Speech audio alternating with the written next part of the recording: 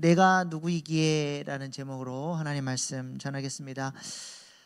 스데반 순교 이후에 예루살렘 교회에 큰 박해가 시작이 되었습니다. 박해를 피해서 예루살렘 교회 교인들은 뿔뿔이 흩어지게 되었는데, 성령이 충만한 교인들이 도망가서 보니까 복음이 필요한 사람들이 눈에 들어오게 되었고, 누가 시킨 것도 아닌데 그들에게 가장 필요한 복음을 전해주기 시작했습니다. 그래서 곳곳에서 놀라운 성령의 역사들이 나타나고 복음 확장의 역사가 나타나기 시작했습니다. 그래서 사마리아로 복음이 들어가고 온 유대에 복음의 소식이 들려지고, 심지어는 이방인들에게까지 이 복음이 전해지게 된 것이죠.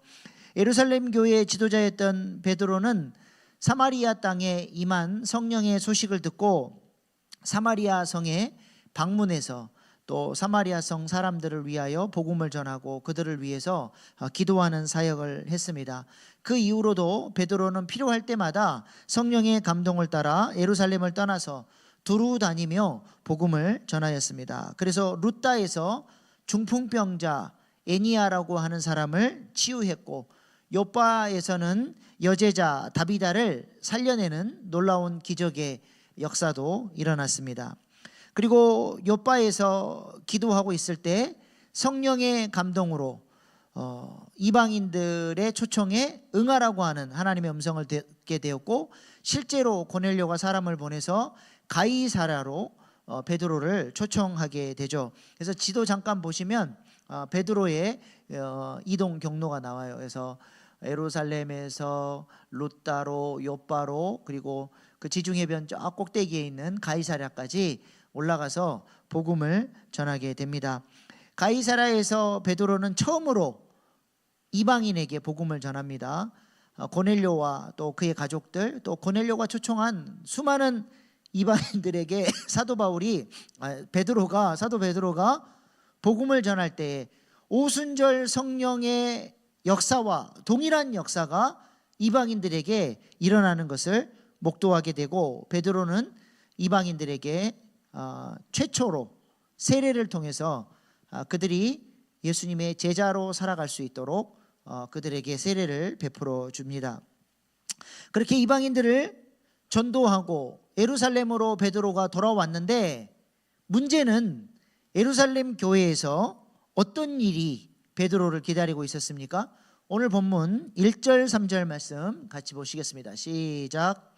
유대에 있는 사람들과 형제들이 이방인들도 하나님의 말씀을 받았다 함을 들었더니, 베드로가 예루살렘에 올라갔을 때에 할례자들이 비난하여 이르되 내가 구할례자의 집에 들어가 함께 먹었다 하니.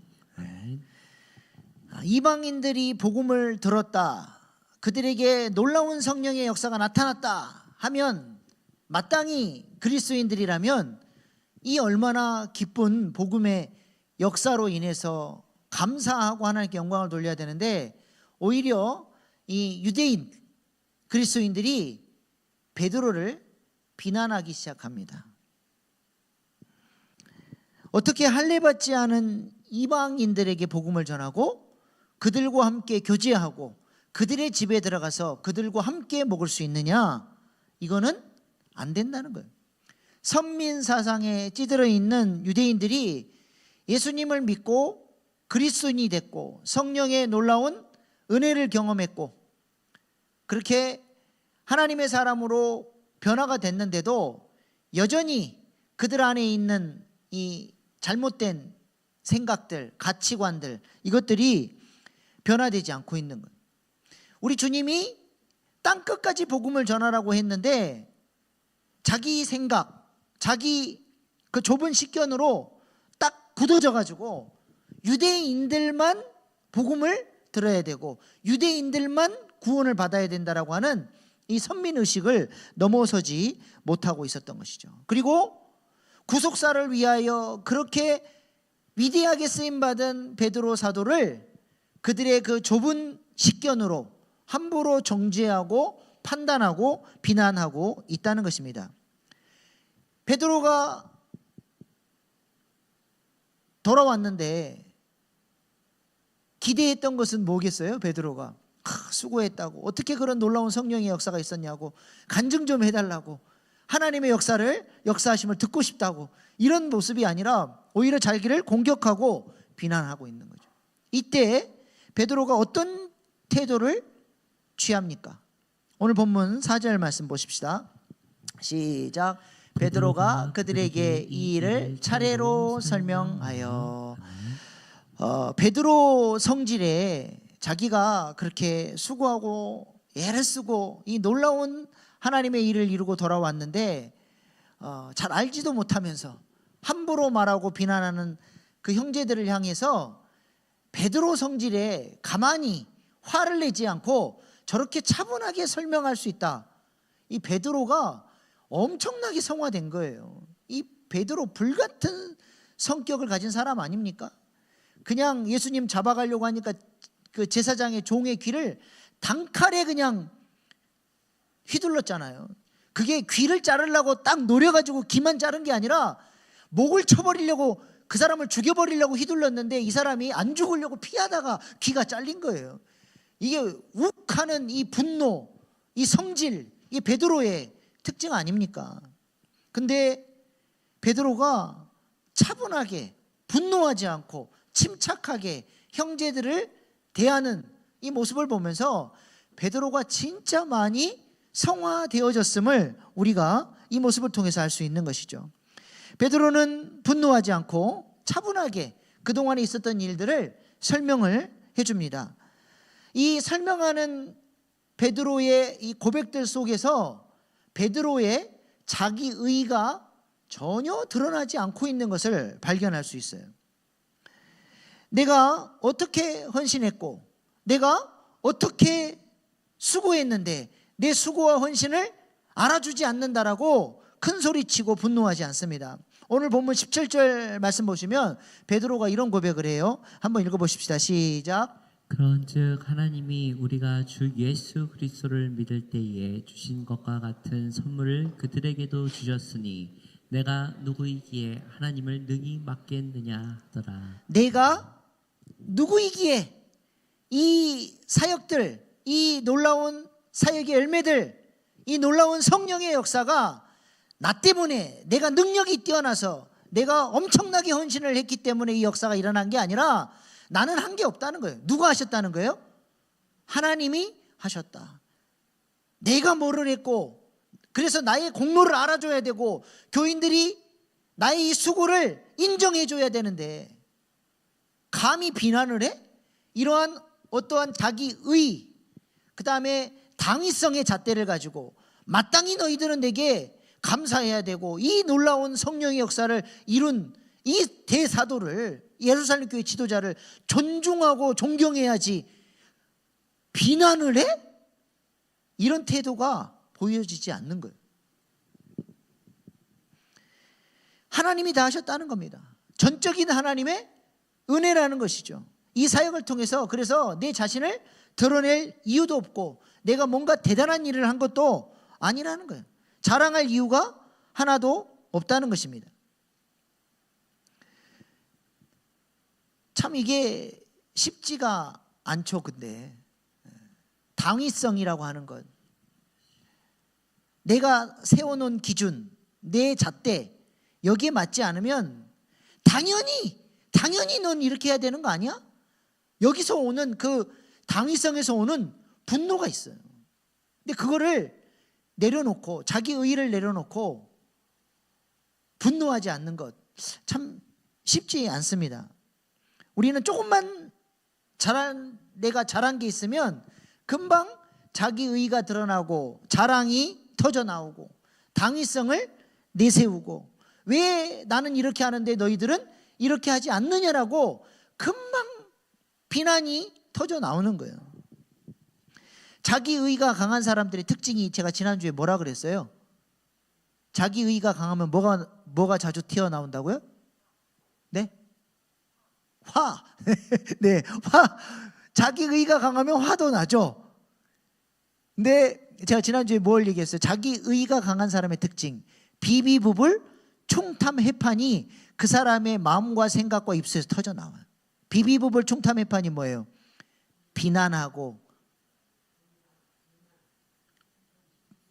비난, 비판, 부정적인 말, 불평, 충고, 탐색, 해석, 내 마음대로 해석하고 그리고 내 마음대로 판단해가지고 딱 낙인 찍어서 너는 이런 인간이야. 딱 도장을 찍어버려요. 이것이 관계를 깨트리고 교회를 힘들게 하는 이유가 되는 것입니다. 베드로가 사실 얼마나 잘난 체 하기를 좋아했던 사람입니까? 예수님 앞에서 다른 사람들 다 예수님 부인해도 저는 절대로 예수님 부인하지 않겠습니다. 큰 소리 쳤던 사람 아닙니까?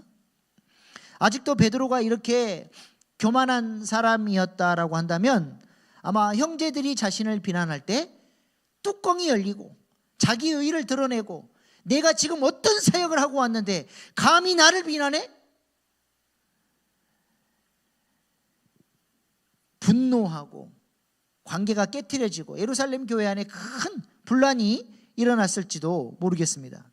그런데 베드로의 모습 속에서 그러한 교만함이나 자기의의 모습이 전혀 보여지지 않는다는 것이죠. 오히려 자신을 비난하는 그 형제들의 비난, 그 유대인들이잖아요. 그들의 비난이 당연할 수밖에 없다라고 하는 그들의 입장에 서서 그들을 깊이 이해합니다. 왜요? 자기도 그랬거든요.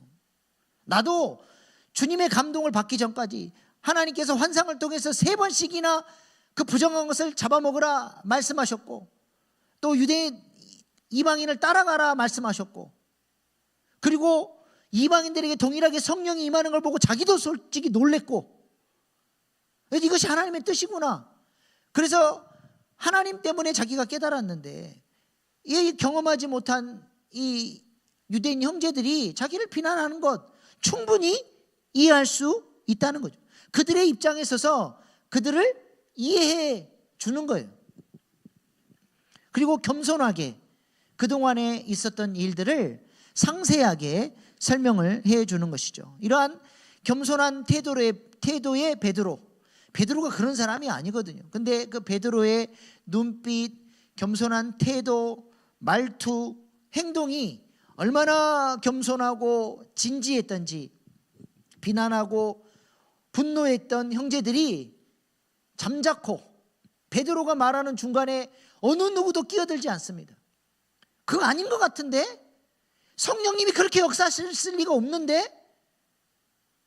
끝까지 베드로의 말을 들어줘요.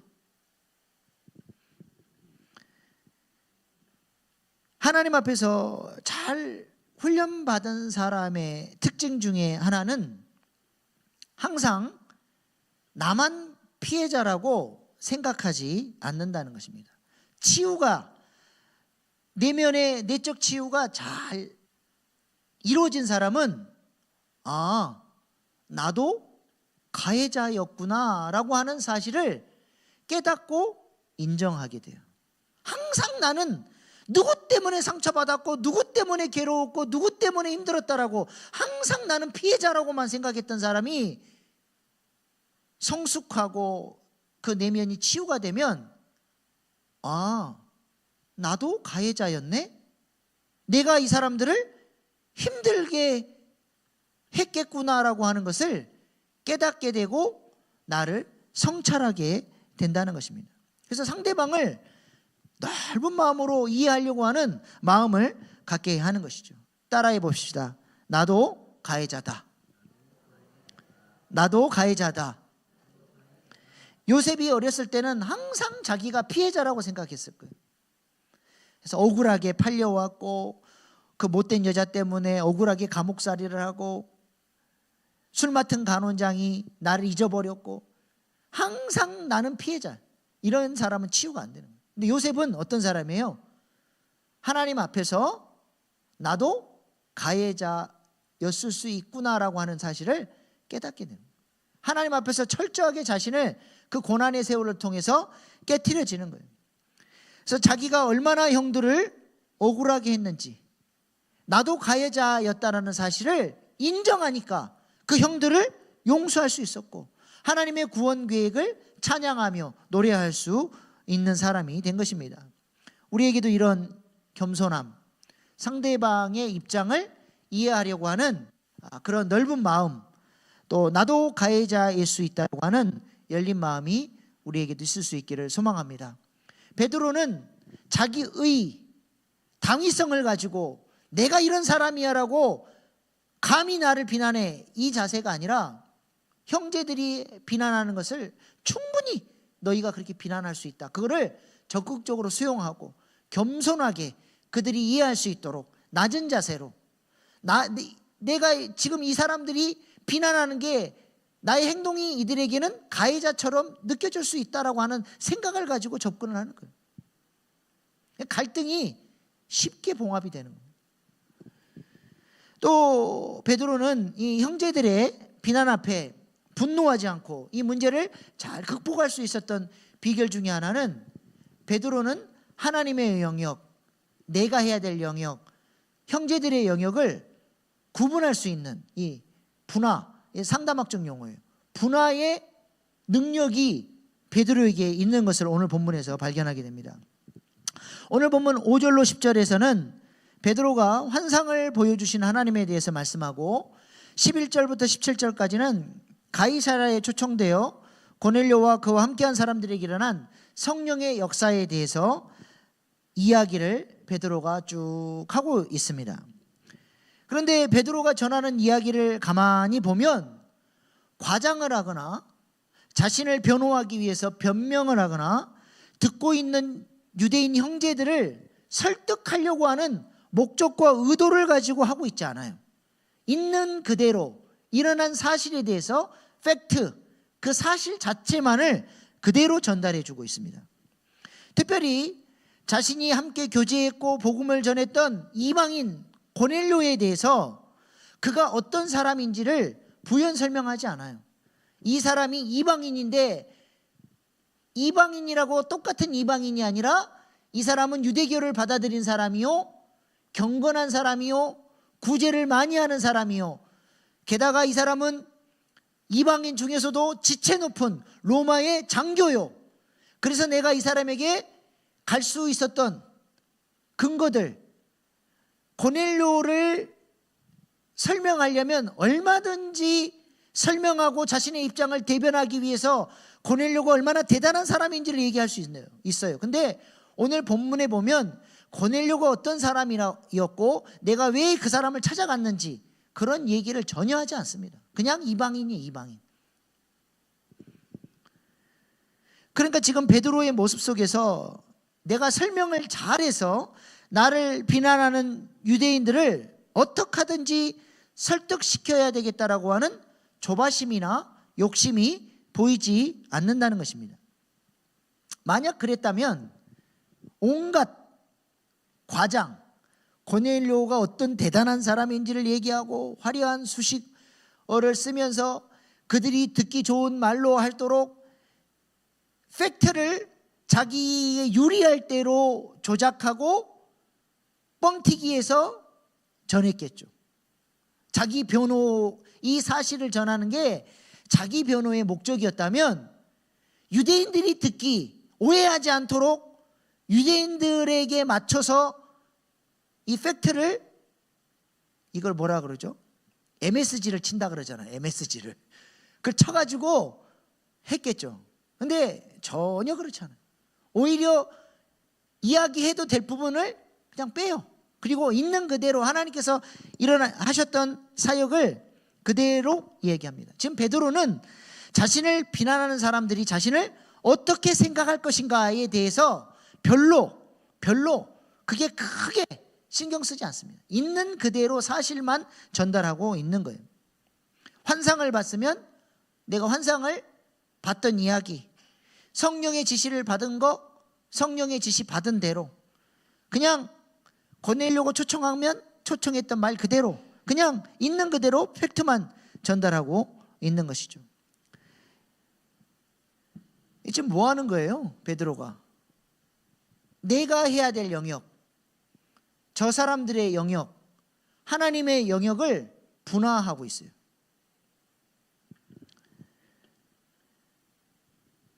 지금 하나님께서 이방인에게 가라고 하셔서 사역하게 하셨고 성령의 역사가 나타나게 하신 거 누가 하신 거예요? 하나님의 영역이죠. 예루살렘 교회에 돌아왔어요. 형제들이 비난해. 요거 내가 통제할 수 있어요, 없어요? 요것도 하나님의 영역. 그 비난하는 거는 형제들의 영역. 내 영역은 뭐예요? 내 영역은 베드로가 해야 될 영역은 있는 그대로 하나님께서 행하셨던 일들을 전해주고,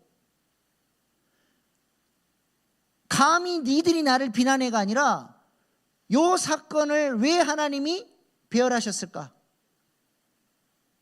무슨 뜻이 있겠지? 내가 할 수 있는 영역, 내 마음을 지키는 영역은 베드로가 확실하게 하는 거예요. 하나님을 신뢰하고, 이해가 안 되지만 형제들의 비난을 수용하고 감사하고 순종하고, 내가 해야 될 영역은 확실하게 지키고, 형제들이 내 이야기를 듣고 이해를 못하고 더 비난이 거세지고 분노하고 교회가 난리가 난다. 이거 누구 영역? 베드로가 컨트롤할 수 있는 영역이 아니에요. 그거를 베드로가 컨트롤할 수 없는 영역을 내가 염려하고 내가 걱정하고 이것 때문에 스트레스 받는다고 이 상황이 바뀌어요? 안 바뀌어요. 요거는 그들의 영역, 하나님의 영역. 내가 그것 때문에 스트레스 받으면 잘라서 하나님께 올려드리는 거예요. 하나님, 내가 주님 뜻대로 사역하고 돌아왔더니 이런 어려움이 있습니다. 이 문제 그대로 하나님께 올려드립니다. 하나님께서 가장 선한 길로 인도해 주십시오. 요 분화가 안 되니까 찬양 중에 그거 있죠. 무거운 짐을 나 홀로 지고 견디다 못해 쓰러질 때 온갖 하나님의 영역도 내 근심, 그 사람들의 영역도 내 근심, 온갖 근심, 걱정, 스트레스를 다 끌어안고 죽어가는 거예요. 죽어가는 거예요. 잘라내는 거예요. 딱 분화하는 거예요. 요거는 하나님의 영역, 하나님께 맡겨드립니다. 요거는 내가 해야 될 영역. 저는 이렇게 하루를 살다가 어떤 문제가 이렇게 걱정이 돼요. 내가 이제 생각을 해봐요. 이게 내 영역일까? 하나님의 영역일까? 그 사람의 영역일까? 내가 지금 하나님의 영역까지 내가 근심 걱정을 하고 있네? 하나님, 요거는 하나님께 올려드립니다. 그 사람의 상황 내가 컨트롤할 수 없어요. 하나님, 이 사람도 하나님께 올려드립니다. 이렇게 몇 번 하나님 앞에 백업 기도로 올려드리잖아요. 마음이, 그 무거운 짐이 툭 내려져 버려요. 마음의 평안함이 딱 찾아와요. 그리고 내가 해야 될 영역, 하나님, 나는 이 상황이 솔직히 저 사람의 행동이 마음에 안 들어요. 나 이해가 안 돼요. 그래도 하나님께서 나를 붙여주신, 저 사람을 하나님께서 나에게 훈련대장으로 붙여주셨으니 나는 그 뜻을 신뢰하고 수용합니다. 나는 저 사람을 위해서 기도하고 존중하고 하나님께서 일하실 수 있도록 올려드립니다. 하나님, 이것도 하나님의 선하신 뜻 가운데서 이루어 주십시오. 그리고 의도적으로 감사할 것을 찾아보고 내가 해야 될 것을 찾아서 순종하며 내 마음 지키며 나아가면 다른 문제들은 하나님의 뜻 가운데서 하나님께서 나를 통해서 나에게 은혜를 주시고 능력 주시고 사랑 주셔서 내가 하나님과 더불어서 그 문제들을 함께 해결해 가도록 역사해 주시는 것이죠. 이게 분리가 안 되면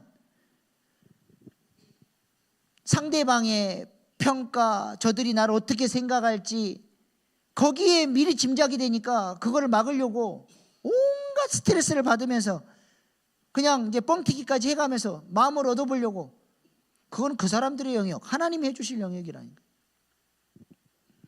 그 흑인 배우 있잖아요. 오스카상 받았던 모건 프리먼.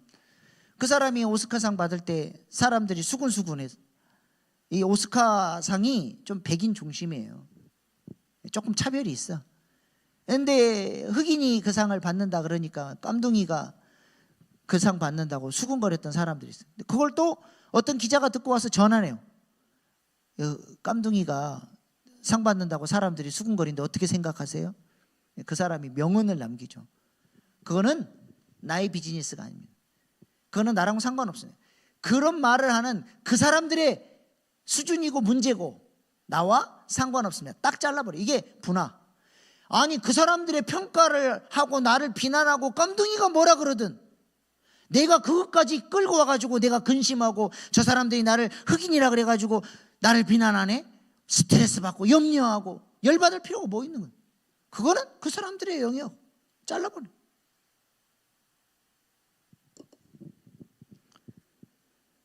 베드로가 이런 능력이 있었던 것 같아요.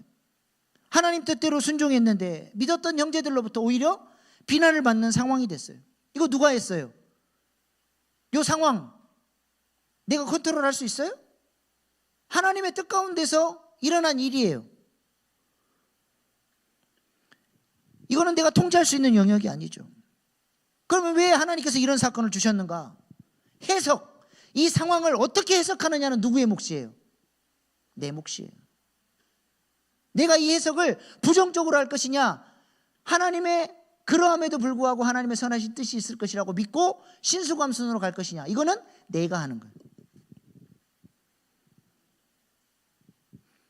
나는 이해가 안 되지만 신수감순으로 가기로 딱 결정을 하는 거예요. 상한 마음은 백업 기도를 올려드리고 나는 의지적으로 플러스 쪽으로 좋은 방향으로 하나님의 선하신 뜻을 기대하는 쪽으로 해석을 하는 것이죠. 우리의 거짓자는 어때요? 좀 부정적이에요. 이 아담의 그 쓴뿌리가 우리 안에 있어요. 선악과 뱀이 다 꼬시잖아요. 왜 하나님이 선악과 먹지 못하게 했을까? 요 해석을 어떻게 하도록? 부정적으로 해석하도록. 하나님이 우리를 시기하셔서 하나님처럼 되지 못하도록 하나님의 선하신 의도를 왜곡해서 해석하게 만들어서 죄를 짓게 만들죠. 우리 안에 그런 부정적인 게 있어요.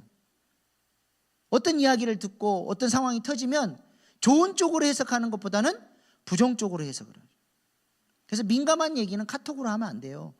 읽으면 어때요? 그 상대방은 그런 의도가 없는데 나는 거기다 감정을 넣어서 읽어버려. 그러니까 상처받아버려. 광야 백성들의 특징이 원망과 불평이에요. 이러한 거짓자를 내려놓고 하나님이 쓰시는 사람은 어떤 마음의 태도를 가진 사람이에요? 이해가 안 돼도, 상황이 꼬여도, 내 기대하는 일이 무너져도 신뢰, 수용, 감사, 순종으로 가는 마음의 태도를 하나님이 요구하시는 거예요. 베드로가 이때 분할을 잘했어요. 하나님께 이 상황을 맡겨드리고 자신은 자기 마음을 잘 지키는 쪽으로 간 거죠. 그래서 하나님이 어떻게 역사해 주셨습니까? 오늘 본문 18절 말씀 보세요. 18절 시작. 그들이 이 말을 듣고 잠잠하여 하나님께 영광을 돌려 이르되 그러면 하나님께서 이방인에게도 생명 얻는 회개를 주셨도다 하니라. 아멘. 감사하게도 분할을 하고 겸손한 태도로 베드로가 자기 마음을 지키면서 자기가 해야 될 영역을 잘 감당했더니 성령님께서 역사해 주셔서 비난하는 형제들의 마음을 잠잠케 해주시고 베드로의 말이 이해가 되고 수용이 돼서 이방인들에게도 생명 얻는 회개를 주셨다라고 하나님께 영광 돌리는 찬양이 터져 나올 수 있게 됐다는 것입니다. 쉬운 일이 아니에요.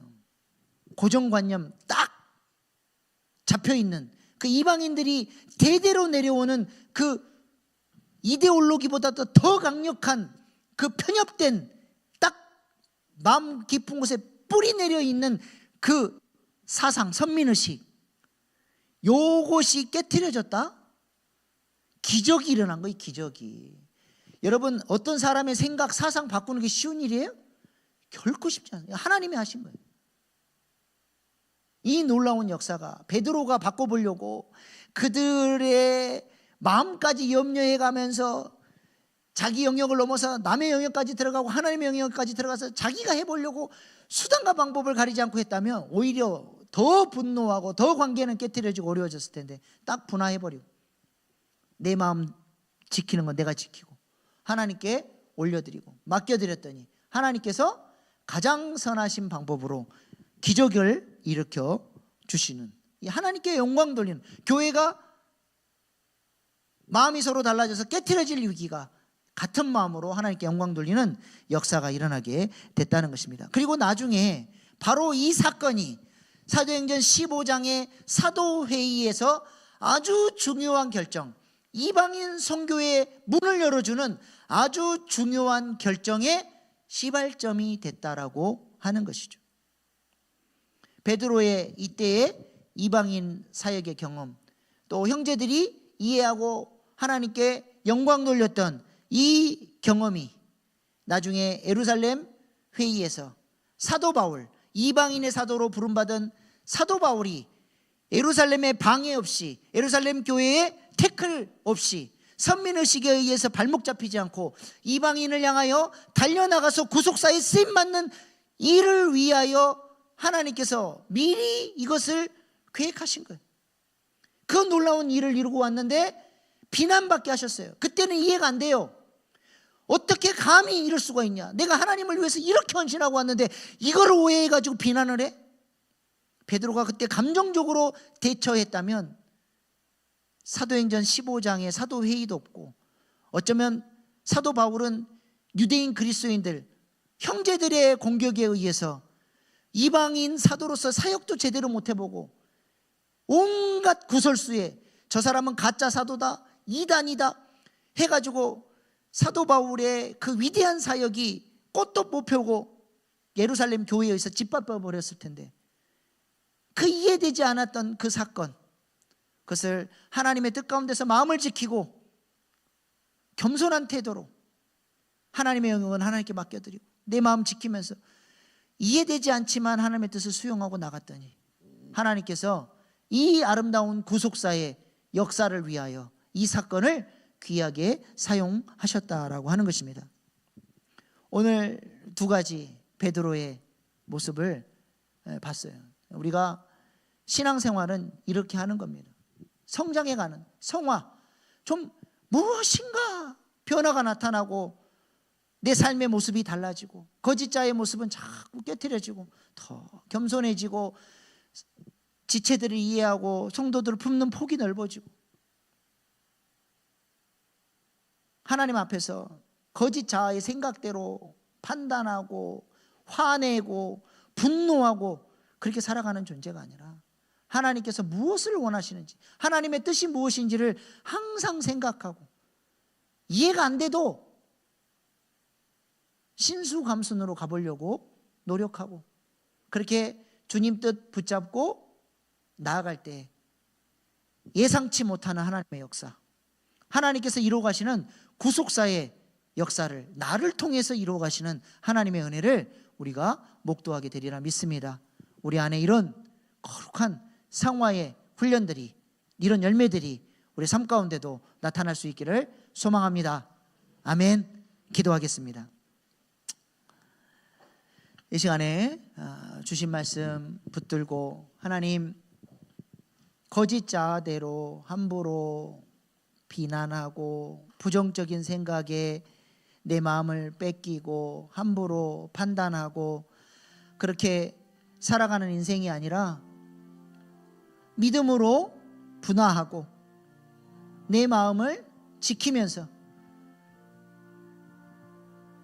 광야의 훈련 가운데 만나게 하신 사건마다 하나님의 선하신 뜻을 찾고 믿음으로 응답하며 그렇게 성화되어져 가는 믿음의 사람 되게 해달라고, 나도 그래서 신뢰 수용 감사 순종의 태도를 갖춘 성숙한 그리스도인 되어 구속사에 쓰임받는 믿음의 사람으로 나를 세워달라고 이 시간 주여 3번 부르고 주신 말씀 붙들고 결단의 기도로 나아가시겠습니다.